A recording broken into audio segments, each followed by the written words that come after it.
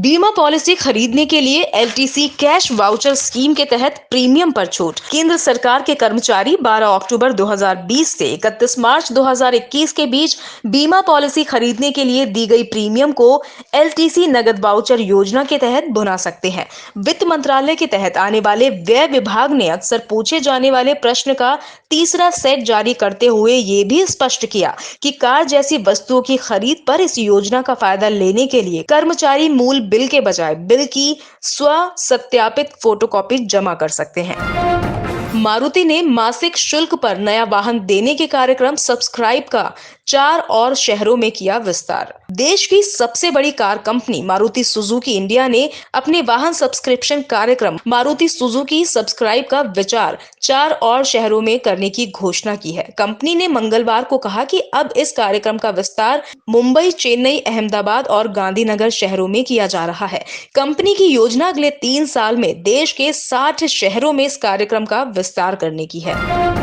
Lakshmi Vilas bank के share में गिरावट का सिलसिला जारी। 5 दिन में 48% टूटा। संकट में फंसे लक्ष्मी विलास बैंक के शेयरों में गिरावट का सिलसिला सोमवार को लगातार 5वें कारोबारी सत्र में जारी रहा।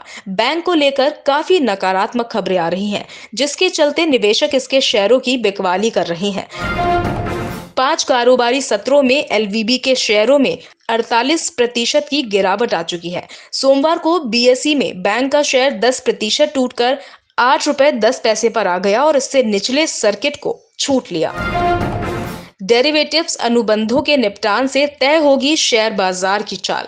कोरोना वायरस के बढ़ते मामलों का डेरिवेटिव्स अनुबंधों के निपटान की वजह से इस सप्ताह शेयर बाजारों में उतार चढ़ाव बना रहेगा। वैज्ञानिकों ने ये राय जताई है और कहा है कि इसके अलावा कोविड-19 के टीके से संबंधित खबरों, अमेरिका में प्रोत्साहन उपायों की चर्चा तथा वैश्विक रुख बाजार की दिशा तय करेंगे। मोतीलाल ओसवाल फाइनेंशियल सर्विसेज से खुदरा शोध प्रमुख सिद्धार्थ खेमका ने कहा कि आगे चलकर बाजार में उतार चढ़ाव बना रहेगा।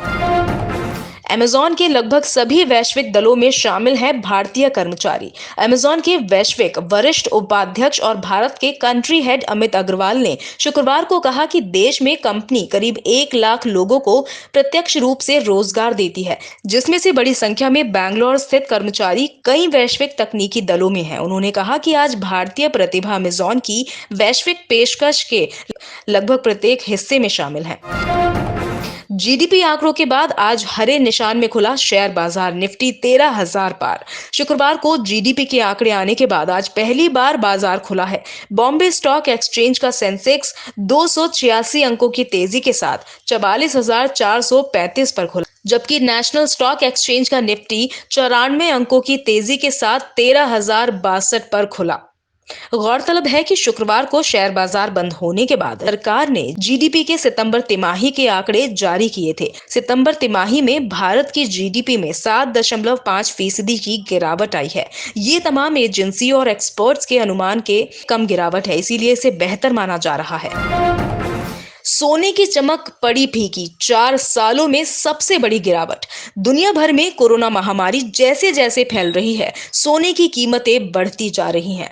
मार्च से अगस्त तक सोने की कीमतों में एक तरफा रैली देखने मिली है, लेकिन अब जैसे जैसे कोरोना वैक्सीन की खबरें आ रही हैं, सोने की चमक फीकी पड़ती जा रही है। सोमवार को भले ही भारतीय शेयर बाजार बंद रहे, लेकिन ग्लोबल मार्केट में सोमवार को सोने की कीमत में 4 साल में सबसे बड़ी मासिक गिरावट देखने को मिली। 1 दिसंबर से हो रहे ये 4 बड़े बदलाव पड़ सकती है महंगाई की मार।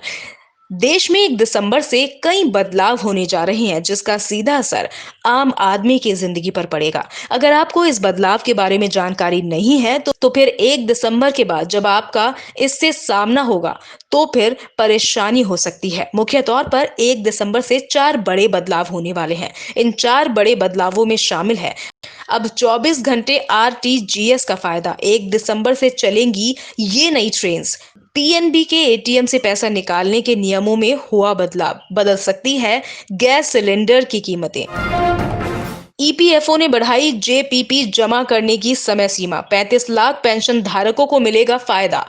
कर्मचारी भविष्य निधि संगठन ने पेंशनर्स के लिए एक राहत भरी खबर दी है।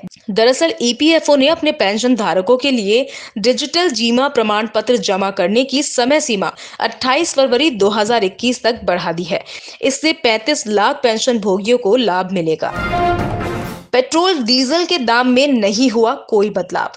पेट्रोल डीजल के दाम में इस हफ्ते लगातार दूसरे दिन कोई बदलाव नहीं देखने को मिला। तेल कंपनियों ने मंगलवार को भी ईंधन के दाम में कोई बदलाव नहीं किया। हफ्ते के दूसरे कारोबारी दिन शेयर बाजार हरे निशान में खुला है।